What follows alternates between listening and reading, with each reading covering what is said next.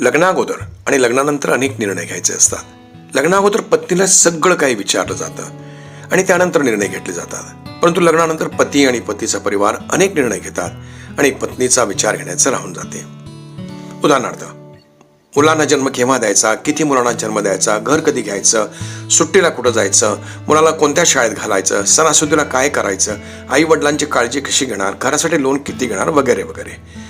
काही पती आपल्या पत्नीला न विचारता अनेक निर्णय स्वतःच घेत असतात आणि पत्नीला वाटतं की तिला काय हवं आहे आणि नको आहे याची कोणालाच पर्वा नाही आणि म्हणून तिला विचारलं जात नाही. या कारणामुळे संबंध दुरावतात आणि प्रेम कमी कमी होत जातं. कधी कधी घटस्फोटाचा विचार सुद्धा येतो.